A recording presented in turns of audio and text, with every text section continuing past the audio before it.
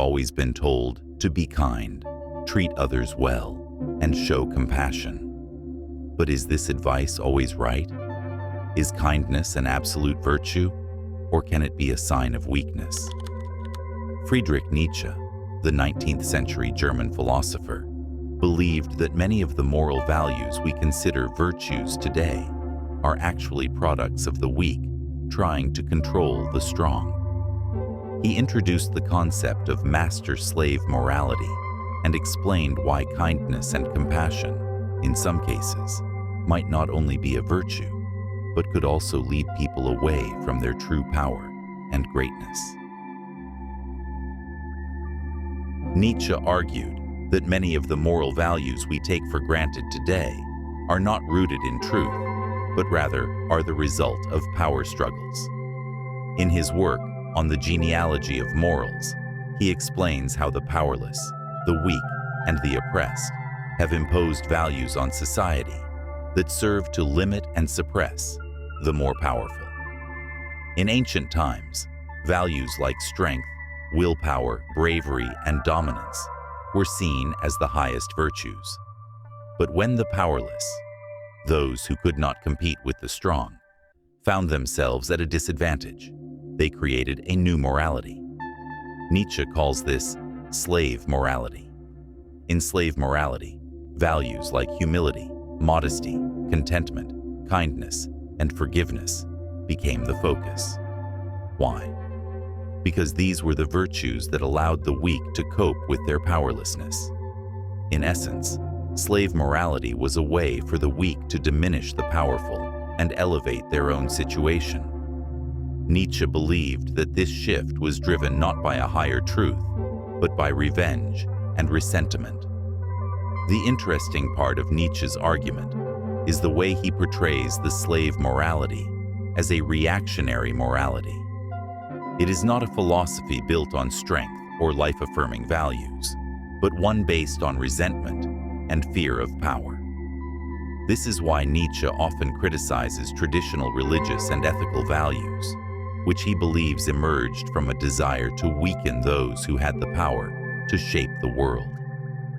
Nietzsche's ideas also confront the deeply ingrained Judeo-Christian values that have shaped Western morality for centuries.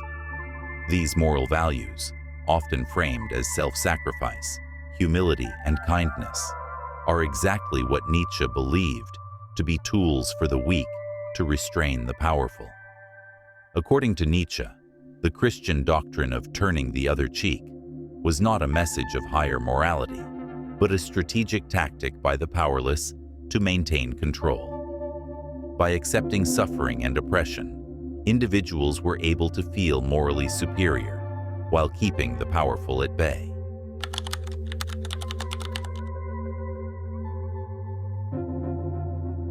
Many people are kind, not because they can afford to be, but because they are afraid to be assertive.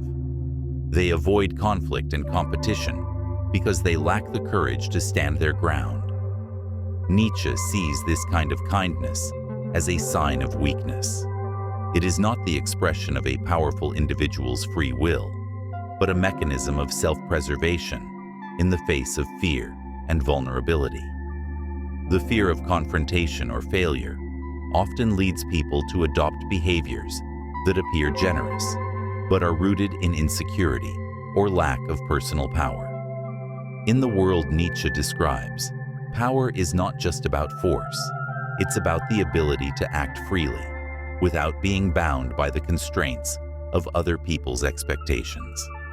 When kindness is driven by fear or a desire to avoid conflict, it becomes a prison of sorts, a way to avoid true self-expression.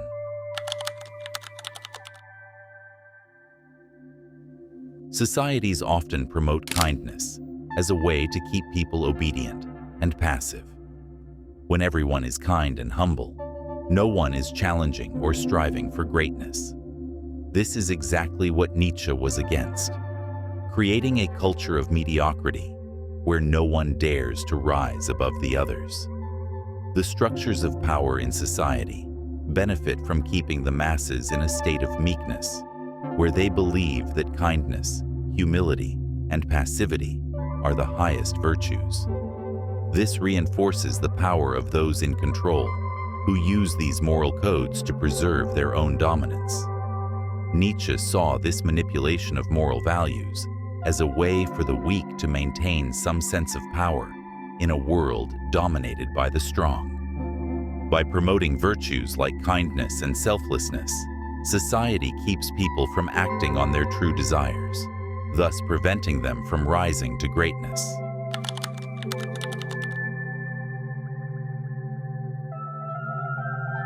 Imagine someone constantly taking advantage of you, and you let them, all in the name of kindness and forgiveness. This kind of kindness is not a virtue, it's a sign of a lack of will and power. Nietzsche believed that this kind of behavior prevents individuals from asserting themselves and achieving greatness.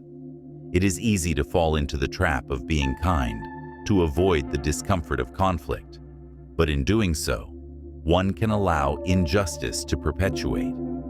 True strength comes not from passive acceptance, but from the ability to stand up for one's own rights. In Nietzsche's view, kindness can be dangerous if it encourages one to let go of their personal power and allows others to infringe upon one's dignity or self-respect.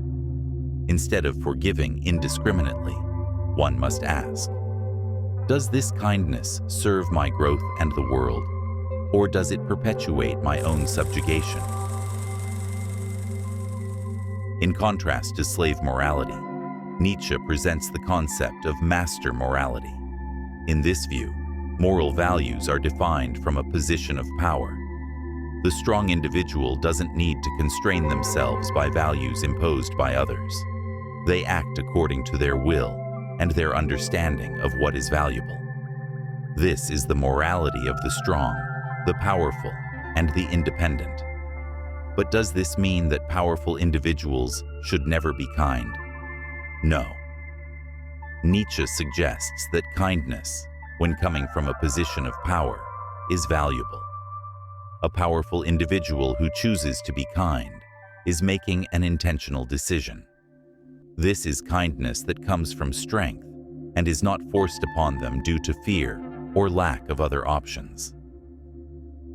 But what's the difference between these two types of kindness? Slave morality kindness, driven by fear, weakness, and an inability to stand up for oneself. It is a form of self-sacrifice where the individual gives up their power to maintain peace or avoid conflict. Master morality kindness, driven by strength, confidence, and conscious choice. It is an expression of power, where the strong person chooses to extend kindness as a form of personal expression rather than as an obligation. This distinction is crucial in Nietzsche's philosophy. The master does not need to be kind to prove their worth. They are kind because they choose to be, not because they are bound by external moral codes. To break free from weak kindness, learn to say no. Kind people often have trouble saying no. However, true power lies in the ability to refuse things that are harmful to you. Being kind doesn't mean you have to accept everything or everyone. To break free from weak kindness, one must learn the power of boundaries. Saying no is not an act of cruelty. It is an act of self-respect and personal sovereignty. Practice assertiveness. Nietzsche emphasized the will to power. This means you should learn to assert yourself and not be submissive to the impositions of society. Assertiveness is not an act of cruelty. It's an act of self-respect and strength. The will to power is about affirming your existence and your values in the world, rather than conforming to the expectations of others. Choose kindness. Don't be forced into it. If you choose to be kind, it should be an intentional, conscious decision, not a reaction driven by societal expectations or fear. This allows you to retain your sense of autonomy and power. You can be kind from a place of strength, knowing that you are not compelled to do so out of weakness or obligation. Stop playing the victim. Nietzsche believed that many people choose to play the victim instead of taking responsibility for their lives.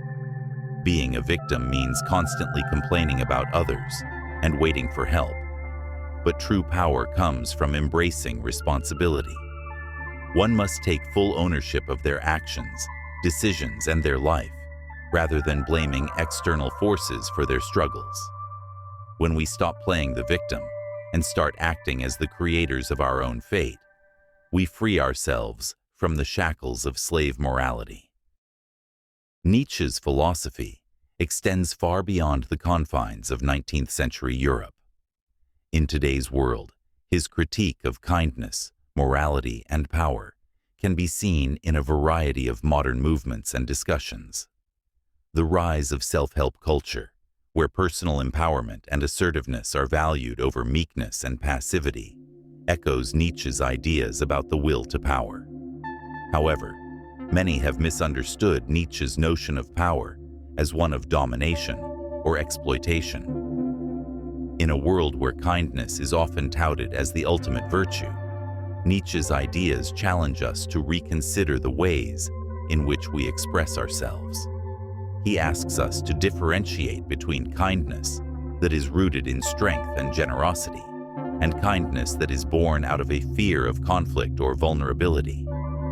Nietzsche's call for individual empowerment and strength resonates with modern-day entrepreneurs, artists, and leaders who seek to transcend the limits imposed by society's expectations. So, is kindness a weakness? It depends. If kindness comes from a place of weakness, yes, it's a form of foolishness. But if it comes from a place of power, it's a valuable choice.